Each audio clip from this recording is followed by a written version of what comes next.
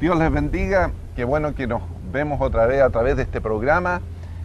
Su servidor, el pastor Pablo Duque, y hoy día me encuentro con un muy buen amigo que tengo el honor de tenerle con nosotros, el doctor Samuel Pagán. Saludos, Samuel, Pablo, qué bueno y saludos a toda la TV audiencia. Qué bueno que estamos en este lugar. Hoy día nos encontramos aquí en San Diego, en un lindo parque, para tener un programa especial, porque hoy día vamos a hablar de un tema que me imagino que es el tema más recurrente en este tiempo de Semana Santa. Claro. ¿No es cierto? Vamos a hablar ni más ni menos de Jesús de Nazaret. Y entiendo que es una de tus especialidades. Entonces, claro. El doctor Samuel Pagán es un erudito, escritor de muchos libros. ¿Cuántos libros hasta ahora has escrito? 42 libros, entonces él tiene mucho que aportar y nos da mucha alegría que podamos tenerle con nosotros. ¿Qué tal si empezamos hablando? Dime, respecto de Jesús de Nazaret en este tiempo, ¿qué nos puedes hablar, qué nos puedes decir de su vida, de su ministerio, para que las personas que nos están mirando puedan entender? Bueno, en primer lugar, esta semana es ideal para hablar de Jesús, porque estamos en la Semana Mayor. Exactamente. Los creyentes afirmamos la importancia de Jesús de Nazaret, y los que vivimos en la Tierra Santa, que venimos durante la Semana Santa a Occidente, como dicen allá. Sí. Cuando venimos acá en Occidente, pues venimos con el espíritu de poder explicar lo que pasó. Y una de las cosas que le decimos siempre a la gente cuando hablamos de Jesús de Nazaret es que uno puede dividir el ministerio de Jesús en dos grandes áreas geográficas. En Jerusalén y Belén, que es donde está la Judea. En Jerusalén lo crucifican, sí. En Jerusalén tiene la entrada triunfal, resucita en Jerusalén, y en Belén, muy cerquita de Jerusalén, 1 hora 45 minutos de un lado a otro, es donde nace. Es decir, que la encarnación y la resurrección, que son dos valores fundamentales en el ministerio de Jesús de Nazaret, se dan cerca el uno al otro. Exactamente. Pero además de eso, uno no solamente ve el mundo de Jesús de Nazaret cuando llega a Jerusalén y Belén, sino que en la Galilea, Jesús de Nazaret lleva a efecto su ministerio de forma destacada. Exacto. Algunos estudiosos indican que el 80% del ministerio de Jesús se llevó a efecto alrededor del lago de la Galilea. Que 80 es la mayor parte de su ministerio. Sí. Y cuando uno ve al lago, el lago es un lugar extraordinario. Siempre le indico a mis amigos, a mis amigas, que vayan y puedan disfrutar la experiencia del lago de la Galilea, extraordinaria. Y alrededor del lago, el Señor llevó a efecto su ministerio, que se puede dividir en 5 grandes áreas. El ministerio de Jesús. Número 1, las enseñanzas, sermones, oraciones, correcto, diálogo con los discípulos. Número 2, sanidades. En la Galilea sanó a la gente. Por ejemplo, en Capernaum, recuerda la mujer del flujo de sangre, sí, que tocó el borde del vestido de Jesús. Exacto. En la Galilea. Tercero, liberación de endemoniados y de cautivos. Esa es la tercera faceta del ministerio de Jesús. Cuarto, milagros sobre la naturaleza, caminar sobre las aguas, la pesca milagrosa, calmar la tempestad. Y 5, las resurrecciones de muertos. Quiere decir que cuando uno estudia el ministerio de Jesús de Nazaret, uno tiene que identificar 2 grandes regiones geográficas, Jerusalén y Belén, donde nace y resucita, la Galilea, donde lleva efecto el 80% de su ministerio, y además identificar las 5 grandes áreas en las cuales Jesús de Nazaret contribuyó al desarrollo de la fe cristiana, que después se desarrolló con el apóstol Pablo y con el resto de los discípulos. Y esas 5 áreas son enseñanzas, sanidades, liberaciones, milagros sobre la naturaleza y también resurrecciones. Oh, qué interesante. Qué bueno en este tiempo. Y podremos hablar sobre la resurrección, ¿no es cierto? Cierto. Sobre lo que es, por supuesto, la crucifixión y la resurrección, porque cuando en este tiempo estamos hablando todos, ¿no es cierto?, nos preparamos para el Viernes Santo, se hace memoria, ¿no es cierto?, de que nuestro Señor murió en la cruz, ¿no es cierto?, pero es importante también conocer un poco alrededor de la historia, ¿no es cierto?, de lo que sucedía. ¿Qué fue lo que pasó? ¿Qué es lo que pasó? Entonces, ¿por qué no nos hablas un poquito de eso, Samuel? Porque es muy interesante tus puntos de vista. Mira, Lo primero que yo le digo a la gente cuando me preguntan sobre las crucifixiones es que el cargar la cruz completa, es un fenómeno de Hollywood. Los crucificados en la antigüedad solamente llevaban el palo transversal, porque el palo que se ponía en el piso era un árbol, de forma tal que no se moviera, un árbol que estaba ahí con raíces y todo. Y solamente llevaban el palo transversal. Por eso es que en el libro de los Hechos se habla y se dice que lo pusieron en el árbol de la cruz. Entonces uno pensaba que era una expresión más bien poética. No, es que era un árbol y ahí ponían la cruz. Pero no solamente eso, sino los crucificaban desnudos, después de herirlos y maltratarlos y torturarlos. Las crucifixiones, los clavos que medían aproximadamente 18 pulgadas, algunos más, lo ponían por las muñecas, y luego que trasplazaban el palo en las manos y el palo, daban una vuelta para que el reo no se cayera. Siempre yo pensaba cuando yo era joven que se tenía que romper la carne. No se rompía porque le daban una vuelta al clavo para que no se cayera. Doblaban, sí, entonces lo golpeaban para que no se cayera. Era un espectáculo horrendo. Jesús pasó eso. Lo pusieron bajito, no en la cima del monte. Lo pusieron bajito para que los perros y los animales salvajes lo mordieran y se lo comieran. Y murió rápido. Los crucificados tardaban 8, 10 y a veces más horas en morir, porque los romanos le pusieron a la cruz tradicional, un pequeño asiento donde el reo podía sentarse y coger más fuerza. Y a veces uno piensa, pero fíjate qué bueno era para darle una... No, era para prolongar el dolor. Entonces muere rápido. Lo crucifican como a las 9 de la mañana, pero ya a las 3 de la tarde ya parece que ya había muerto, que se lo llevan, porque ya venía el Sabbat y ya sabemos la historia. Resucita a los 3 días. Y la pregunta que me hacen siempre los estudiantes, ¿qué fue lo que pasó? Bueno, lo primero que yo le digo a mis estudiantes es que yo no estaba allí. Nosotros no sabemos lo que pasó. Lo único que nosotros sabemos son los documentos que nosotros tenemos. Y los documentos hablan de 2 experiencias. Se dice, el texto bíblico, que en Jerusalén encontraron la tumba vacía. Eso es lo que nosotros sabemos. ¿Recuerdan? Sí. Cuando el ángel llegó y dice, ¿pero qué buscáis entre los muertos al que vive? Resucitó. No está aquí, que ha resucitado. Lo único que sabemos, la tumba no está ahí.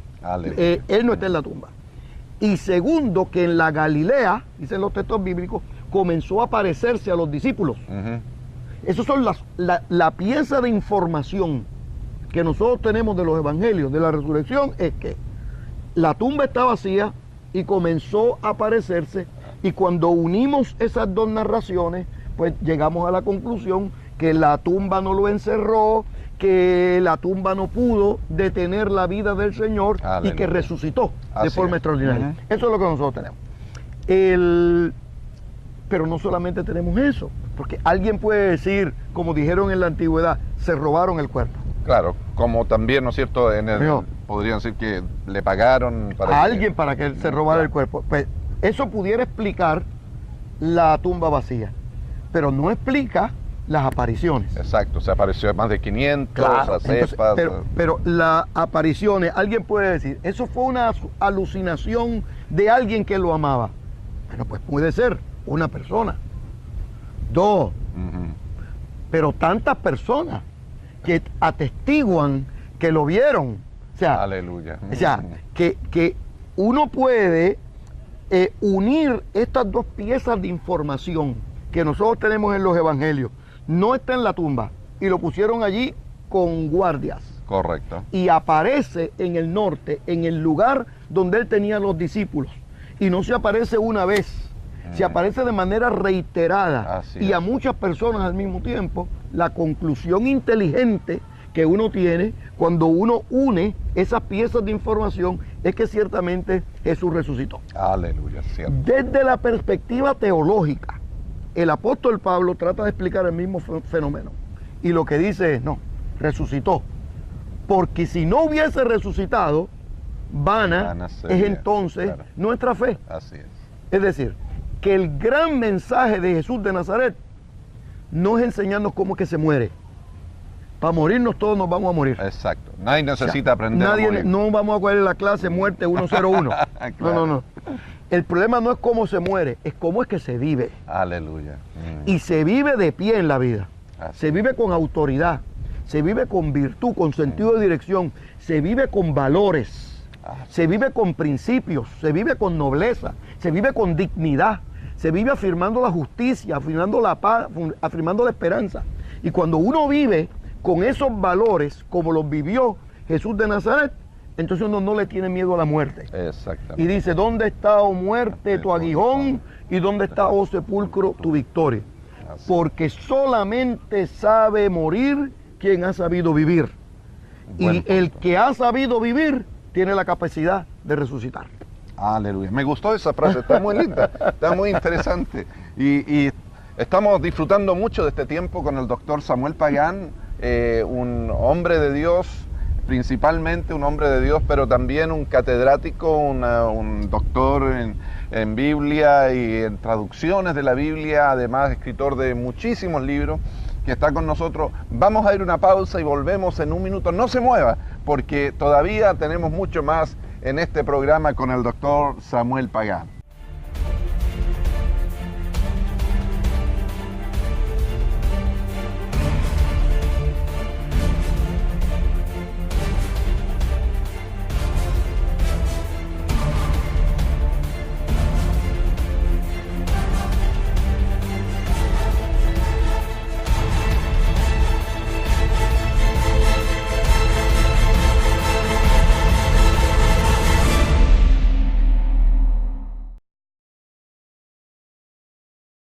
Ya estamos de regreso una vez más con el doctor Samuel Pagán y qué alegría que podamos seguir hablando de este tema tan apasionante, especialmente en este programa que lo estamos enfocando para el tiempo de Semana Santa. Estamos hablando de, ¿no es cierto?, de Jesús de Nazaret, y una pregunta que salta cuando uno mira la vida de Jesús de Nazaret: ¿por qué razón a Jesús de Nazaret lo crucificaron?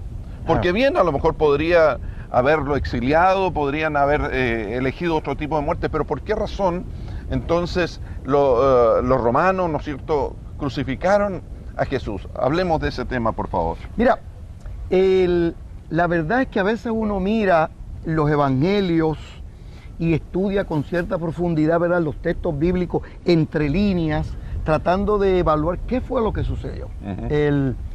En primer lugar, Jesús fue un hombre que dice el texto bíblico que anduvo haciendo bienes. Uno no mata a nadie que anda haciendo bienes. Exacto. O sea, uno escucha el evangelio que dice Jesús anduvo sanando personas. Uno no mata a la gente que anda sanando a las personas. O sea, hablando el bien. De alguna manera u otra, Jesús tocó una fibra con su mensaje.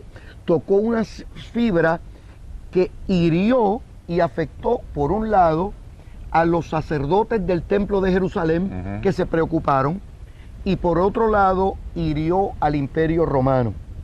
Entonces los dos se han sentido amenazados por la presencia de Jesús de Nazaret y por su mensaje. Recuerdan, de pronto viene un endemoniado. Jesús, que no le pregunta nunca a ningún endemoniado y nos los dejaba hablar. En una ocasión nada más le pregunta, ¿cómo te llamas? Le dice, Legión. Bueno, Legión era el nombre de los guarniciones y de los grupos de soldados romanos. Sí, es decir, le estaba diciendo a los romanos que estaban endemoniados, de una manera, ¿verdad?, sutil. Pero no solamente eso, sino que con su palabra afectaba y desafiaba las interpretaciones tradicionales judías. O sea, el hombre no fue, el sábado fue hecho para el hombre, no el hombre para servir al sábado, sino para servir a los seres humanos. Las interpretaciones tradicionales, el Señor las cambiaba para responder a las necesidades de la gente. Exactamente. Pero posiblemente, me ha preguntado, mira ahí, posiblemente la palabra que colmó la copa para Herodes fue cuando le preguntan, que Herodes estaba preguntando por él, y Jesús le responde: decidle a aquella zorra. Pero para nosotros en América Latina y para el mundo hispano, las zorras son mujeres de vida alegre, de vida promiscua. En el mundo del Oriente Medio no. Las zorras en el Oriente Medio son animales traicioneros que pretenden ser lo que no son, porque son pequeños. Y cuando uno los ve de día, hacen mucho ruido, pero uno da un golpe y se van corriendo. Son miedosas, pero son traicioneros porque cuando uno no está pendiente pueden morder a uno. Jesús le está diciendo a Herodes, zorra, es decir, que pretende tener el poder, pero el poder no era de él, el poder era de los romanos. O sea, es una crítica mordaz. Eso posiblemente fue lo que ocasionó que Herodes dijo: hasta aquí llegó. Había dos formas de matar de la pena de muerte en la antigüedad. Si el reo de muerte había cometido un pecado religioso de blasfemia, se apedreaba o se tiraba por un despeñadero. Pero si el juicio era político de sedición, se crucificaba. Es decir, que Jesús no fue crucificado por problemas teológicos, sino por problemas políticos. Porque el imperio romano se sintió afectado por el ministerio de Jesús. Recuerden que Poncio Pilato evaluó y no encontró falta en el Señor. Pero las autoridades religiosas le dijeron: tienes que decidir o Roma o Jesús. Porque si tú le dejas la vida a Jesús, eres infiel a Roma. Y eso fue lo que hizo que Poncio Pilato declarara la pena capital sobre Jesús. Respecto a esa pena capital, dos cosas más importantes indicar. Número uno, eso no fue un juicio justo lo que le hicieron. Porque cuando llegaron al Getsemaní y preguntaron: ¿dónde está? Recuerda, ¿dónde está Jesús el Nazareno? Que el Señor dijo: aquí estoy yo. Ya tenían la sentencia en la mano. Eso se llamaría el día de hoy un linchamiento. O sea, lo lincharon. Lo fueron a prender para matar. Ya tenían en la mano la sentencia de muerte. Segundo, muy sutilmente el Evangelio dice que se reunió el Sanedrín de noche. Según las leyes judías no se podían reunir de noche. Es decir, que todo fue un montaje para aparentar que estaban cumpliendo las leyes de la comunidad, cuando no cumplieron las leyes de la comunidad.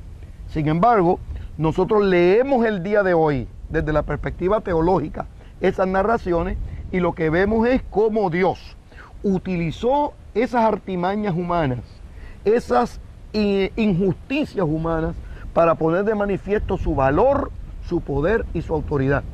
Mientras ellos creyeron que estaban eliminando al origen del problema, que era Jesús de Nazaret, no se daban cuenta que le estaban abriendo las puertas al movimiento más poderoso y transformador de la historia de la humanidad. Aleluya. Porque con la muerte de Jesús llega e irrumpe en la historia el Espíritu de Dios, y a través del Espíritu de Dios y de la resurrección del Señor se genera un movimiento que sigue con el apóstol Pablo. Aleluya. Y llegó a Europa, y llegó a América Latina, y llegó a los Estados Unidos, y llegó a Los Ángeles.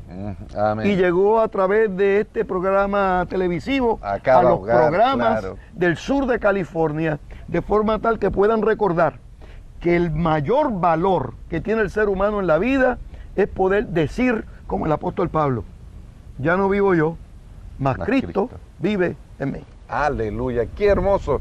Mire qué lindo lo que estamos recibiendo. Hay palabras, de veras, yo me siento muy bendecido porque estoy recibiendo en el Espíritu estas enseñanzas que nos está dando el doctor Samuel Pagán en esta hora, en este momento tan especial que estamos, ¿no es cierto?, haciendo memoria de nuestro Señor Jesucristo, de su vida, de su muerte, pero por supuesto de su resurrección, ¿no es cierto?, lo que significa, porque con su resurrección, aleluya, Él venció la muerte para que nosotros podamos también entonces vivir una vida victoriosa, aleluya, gloria a Dios, y estamos contentos. Ahora, respecto de una de las cosas que yo me doy cuenta cuando hemos podido viajar a Israel, que hay dos lugares que son característicos, que dicen que es el lugar donde donde lo sepultaron, ¿no es cierto? Hay el jardín de la tumba y hay otro lugar, claro, ¿no es cierto?, que es más tradicional, donde que también dicen que... ¿Cuál es tu opinión? ¿Qué nos puede hablar de eso? Desde la perspectiva histórica, el lugar más cercano de la crucifixión y la resurrección está dentro de la iglesia del Santo Sepulcro, que está dentro de las paredes de Jerusalén, y uno puede ir el día de hoy y hay una piedra donde... Que es el lugar más tradicional. Exacto. Sin embargo, yo también le digo a los creyentes, desde la perspectiva educativa, desde la perspectiva de la comprensión de lo que pasó, el jardín de la tumba es mucho mejor. Porque el jardín de la tumba uno puede ver, número uno, un monte que tiene una calavera frente a uno. Segundo, uno puede ver un jardín, y recuerda que el jardín para nosotros en América Latina, el jardín es de flores. En el Oriente Medio el jardín era de uvas o de olivos, y nosotros lo vemos allí. Y también puede ver una tumba nueva, cavada, no es una cueva, cavada, en la roca, que evoca y recuerda la tumba de José de Arimatea. Desde la perspectiva histórica, la iglesia del Santo Sepulcro nos ayuda, pero desde la perspectiva educativa y desde la perspectiva existencial inmediata, siempre yo llevo a mis estudiantes al jardín de la tumba para que puedan disfrutar el mensaje. Oh, qué hermoso. Y esperamos que Dios permita a muchos de ustedes puedan acompañarnos también a Israel para conocer en vivo toda esta experiencia de estar en estos dos lugares y en muchos otros más que seguro vamos a seguir hablando de eso. Pero, doctor Samuel, ahora como catedrático, como profesor de la Biblia, como una eminencia en estas áreas, ¿cómo debe el cristiano, cómo tiene que tomar este tiempo de Semana Santa? ¿Cuál es la manera más adecuada para que nosotros, porque la tradición por un lado quiere decirnos, mire, no, que no tiene que comer carne roja, y muchas tradiciones que se traen de religiones, pero ¿cómo el cristiano tendría que enfrentar estos días tan especiales? Mira, yo lo que le digo a los creyentes, donde quiera que voy y celebro la Semana Santa, es que esta es una semana para volver a leer esos relatos bíblicos y para poder disfrutar las implicaciones de esos relatos. Para volver a leer, digamos, para darte un ejemplo, milagros del Señor. Exactamente. Y hay un milagro que siempre yo recuerdo durante la Semana Santa, y es el único milagro que el Señor hizo sin darse cuenta. La mujer del flujo de sangre que se metió y metió la mano y tocó, no se dio cuenta el Señor. Pero la misericordia de Dios es tan grande que a veces actúa sin nosotros percatarnos. Así es. Y esa misericordia de Dios es tan grande que durante la Semana Santa está paseándose por todos estos lugares del sur de California, de forma tal que las personas puedan reflexionar sobre lo que significa la crucifixión, reflexionar sobre lo que significa la encarnación de Dios en Cristo Jesús, pero sobre todo lo que significa la resurrección, donde la última palabra de Dios para con nosotros no es la muerte, sino la vida y la vida eterna. Aleluya, gloria a Dios. Y ese es nuestro Dios, un Dios de victoria que nos ha dado vida eterna. Amén. Estamos contentos, agradecidos de que hayamos podido tener la compañía del doctor Samuel Pagán en esta linda entrevista que era con mucha inspiración, con mucha revelación además. Estamos agradecidos, damos gracias por el ministerio que tiene, esperamos que Dios siga prosperando y abriendo puertas. Entiendo que también está viajando constantemente a impartir clases en universidades, ahora mismo aquí en San Diego, a veces en Fullerton, pero para nosotros tener a una persona de la estatura del doctor Samuel Pagán nos honra y queremos compartir este momento glorioso con ustedes. Así que gracias por sintonizarnos, queridos amigos, queridas amigas, y les invitamos para que siga entonces viendo estos programas. Doctor Samuel, Dios te bendiga. ¿Qué tal si oras por la gente que nos está mirando para terminar en oración este momento? Un gusto ha sido estar con ustedes. Gracias te damos, Señor, por esta oportunidad de llegar a los hogares, a las casas, al corazón de todos estos videntes y oyentes que están al tanto de nuestra voz. Llega a cada hogar, Aleluya. Llega a cada familia Sí, y responde a los clamores del alma con tu palabra de sabiduría, con tu mensaje de misericordia, con tu revelación de gracia y de vida.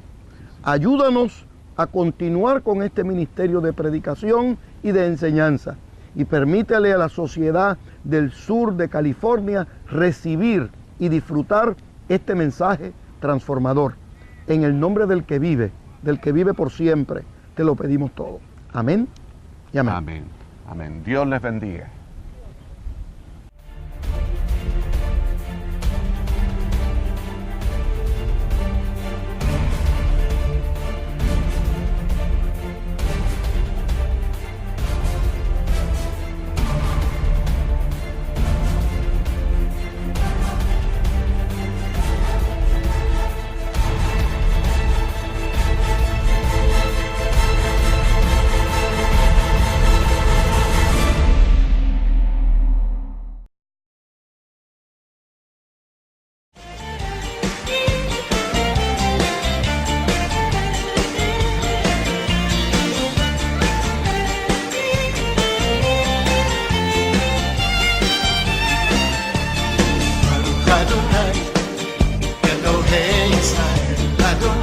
Santo es el Señor, Baruch Adonai, Elohei Israel, Adonai, Santo es el Señor. Y ahora, alaba su nombre, por siempre será. Y ahora, Santo es el Señor, Dios de Israel. ¡Hey! Y las naciones lo alaban. Israel mira, amén, y todos cantan aleluya. Israel mira, amén, y las naciones lo alaban. Israel mira, amén, y todos cantan aleluya. Israel mira, amén, Israel mira.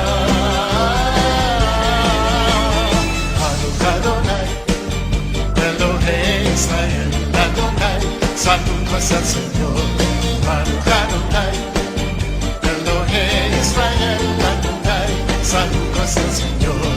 Y ahora, alaba su nombre, por siempre será. Y ahora, Santo es el Señor, Dios de Israel. ¡Hey! Y las naciones lo alaban, Israel mira, amén, y todos cantan aleluya. Israel mira, amén, y las naciones lo alaban, Israel mira, amén, y todos cantan aleluya. Israel mira, amén, Israel mira.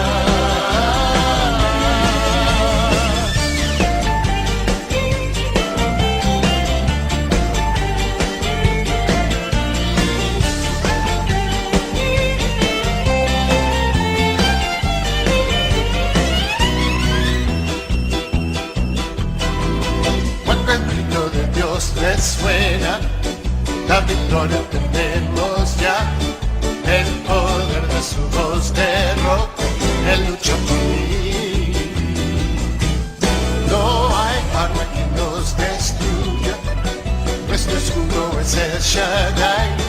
Vencedores somos en Cristo, en Adonai. Aunque los muros destruyan y el peligro nos aceche, el sonido de su poderosa voz, nombre sobre todo